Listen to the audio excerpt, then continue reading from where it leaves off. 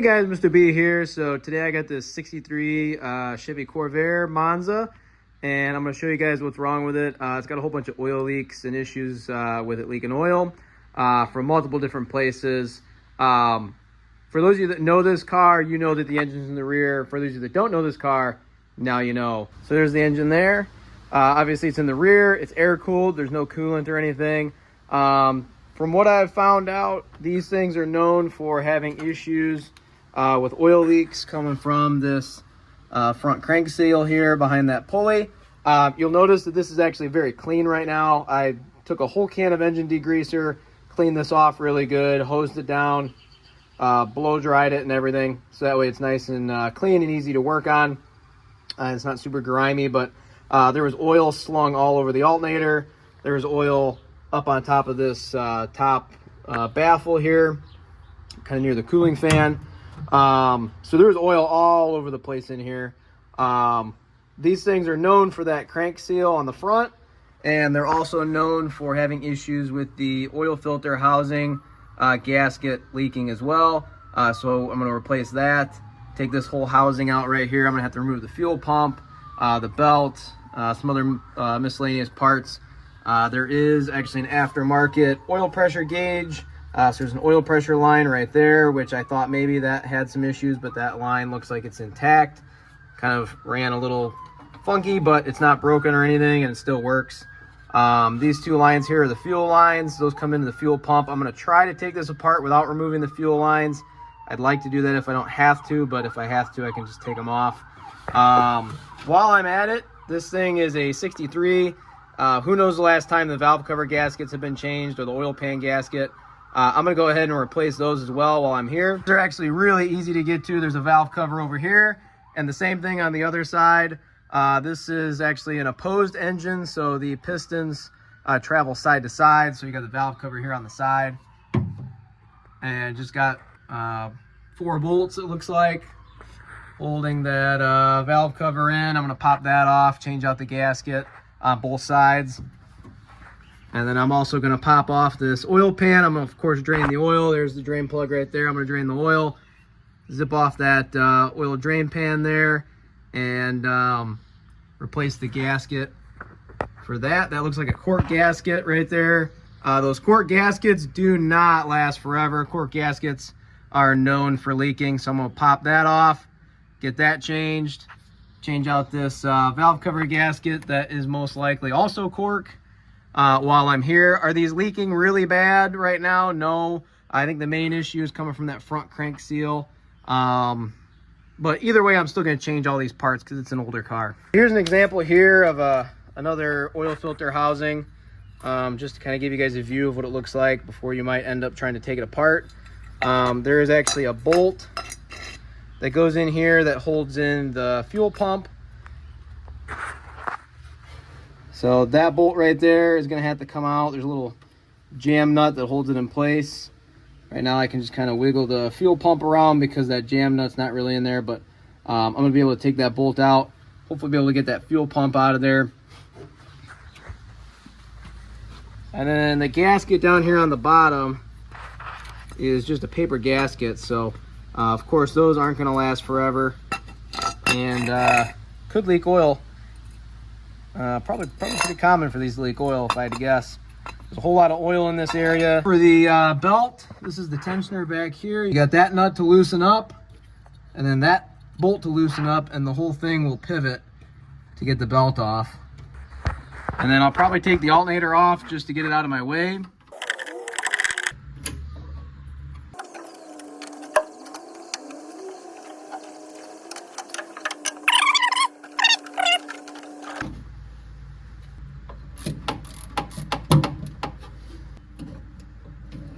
There we go. There's the fuel pump. That was actually really easy to take out. So for the 2 back bolts on the bottom of the alternator, it is a 5/8. This 3-inch extension seems to work pretty good. I'm not going to disconnect the wires off the alternator. I'm just going to move it off to the side, get it out of my way. There's plenty of space here to work with, so I don't really have to worry about taking it all the way out.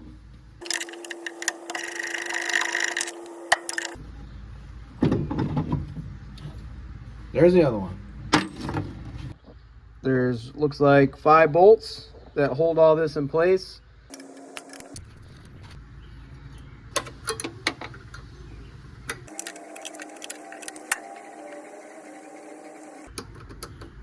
So what I'm going to do is I'm going to go ahead and take that whole line out of there. That's the oil supply line. From what I can tell, it's the oil supply line for the turbo. So I'm just go ahead and take this loose as well, get it out of the way.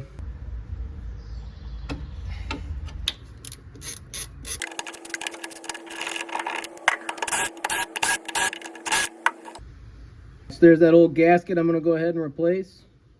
The other thing to take note of too is there is an O-ring right here. I'm going to pull this piece out. That's for the fuel pump. All right, so I've got the park brake on and the transmission's in gear. Let's see if that's enough to be able to get enough leverage to break that bolt loose.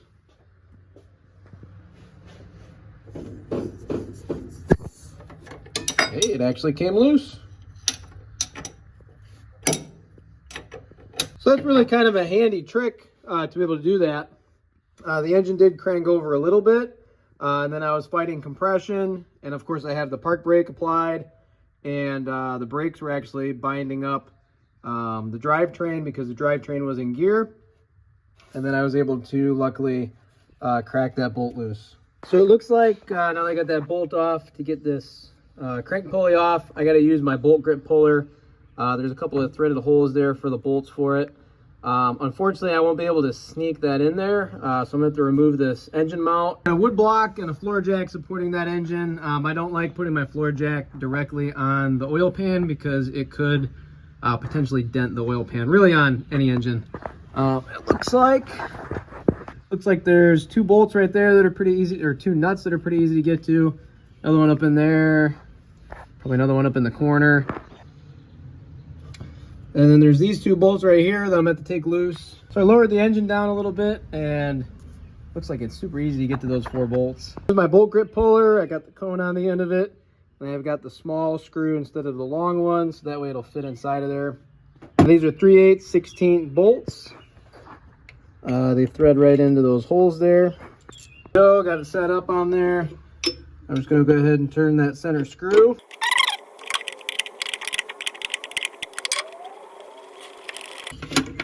Crankshaft seal is this piece right here, so I'm going to work on removing that. Probably.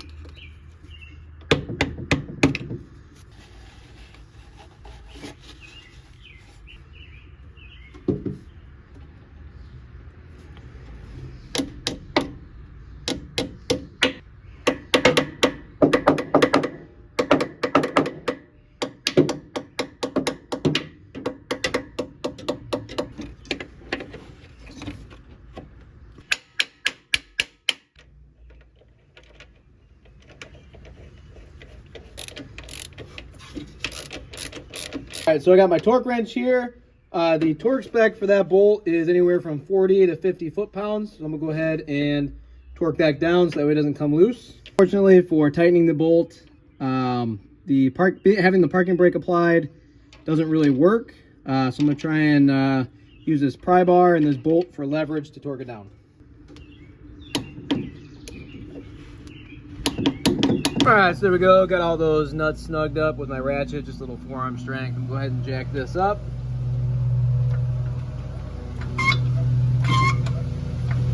All right, so that seems to be the spot. It did take quite a bit of finagling. I had to use 2 hands to really kind of guide this in place and get those bolt holes to line up, but that seems to be the spot. So I'm gonna go ahead and tighten those up.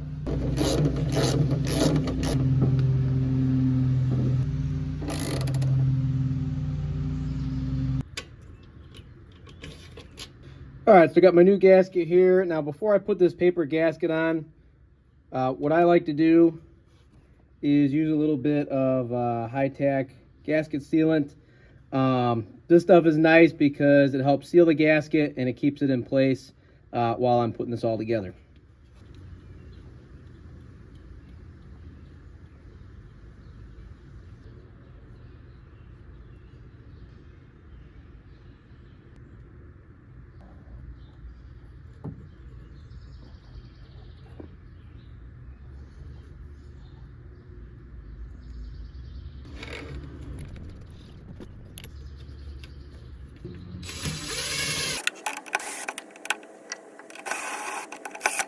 And I'm going to go ahead and torque all these bolts. The torque spec per the manual is 13 foot-pounds.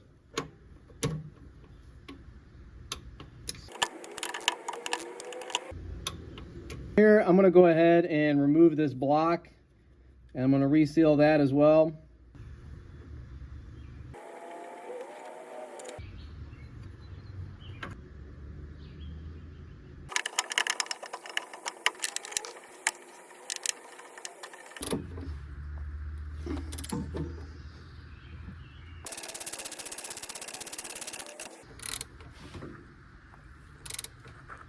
You can see here the fuel pump has some issues.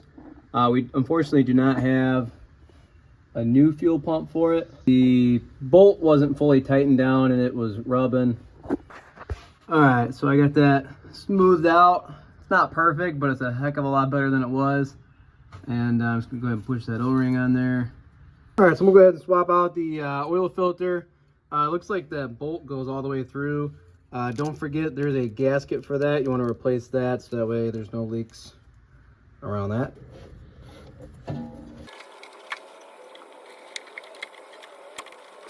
And then to tension this belt here, what I'm going to do is I'm going to stick my pry bar in between here and use that as leverage.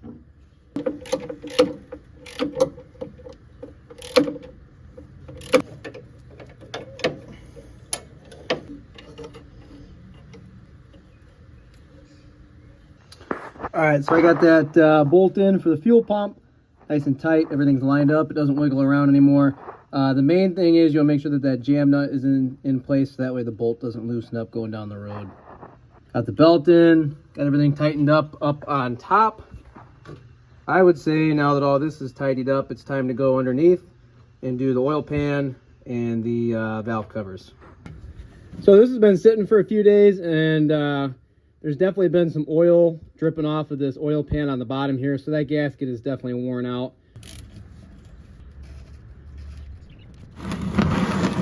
And before I go any further, one thing I should point out too is you'll notice here that the bolts are ground down a little bit and the pan's got a whole bunch of scrapes on it. What's happening is because this vehicle is lowered and cambered, occasionally, depending on what bump you hit, the oil pan actually scrapes on the ground, maybe going into like a driveway or a parking lot or something. So definitely not great. I'm going to try my best to kind of push this pan back into the right places when I'm done. Luckily, the owner of this vehicle decided that long term he wants to get rid of the lowering kit.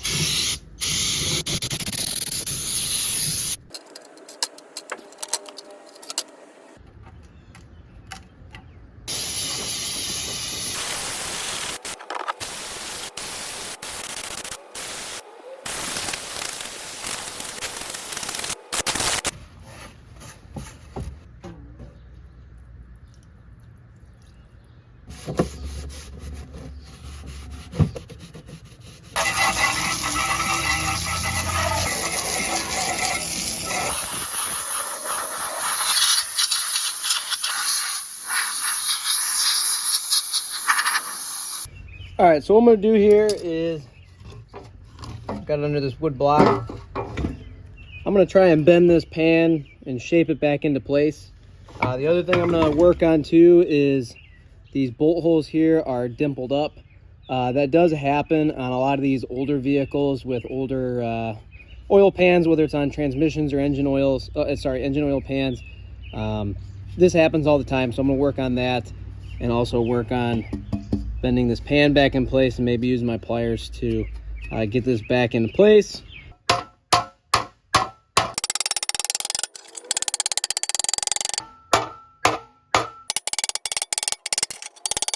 For those dimples there, I like to use the ball end of my hammer.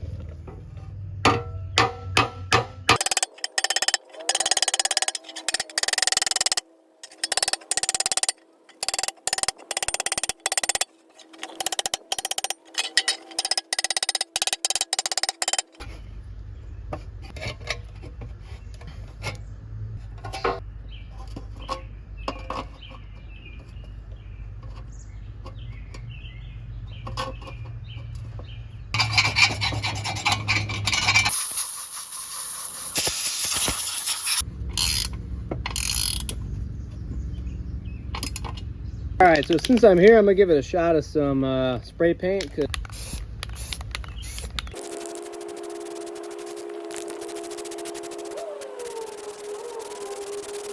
So while that's drying, I'm gonna go ahead and work on the valve cover gaskets.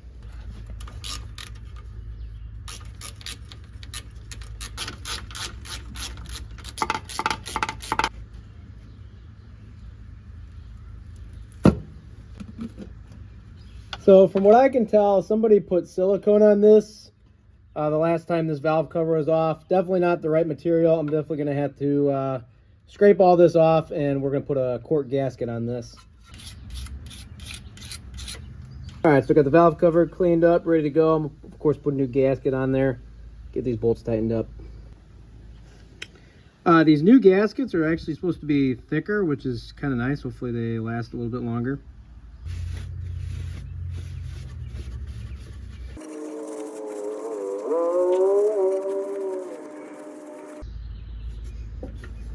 So I'm going to go ahead and torque these bolts. The torque spec from the factory is 50 inch-pounds.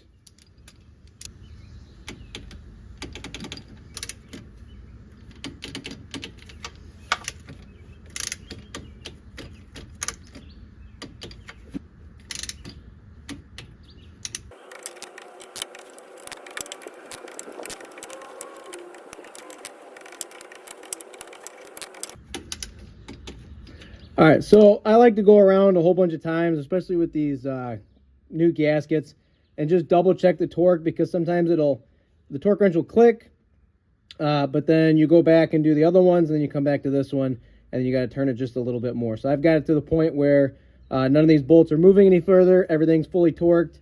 I'm going to go ahead and do the same thing on the other side. I'm not going to really film that one because it's literally the exact same thing.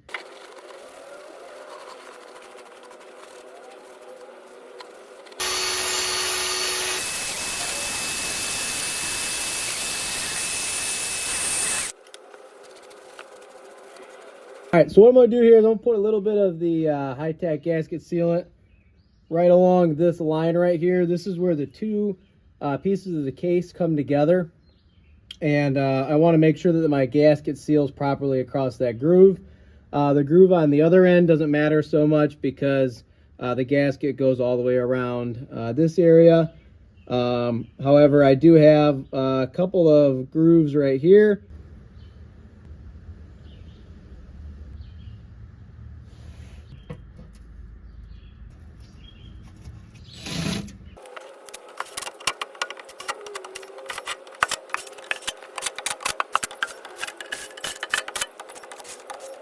All right, so just like the valve covers, we'll go around and torque these bolts. Just like the valve covers, the torque could be 50 inch-pounds. The spec is anywhere from 40 to 60 inch-pounds on these bolts.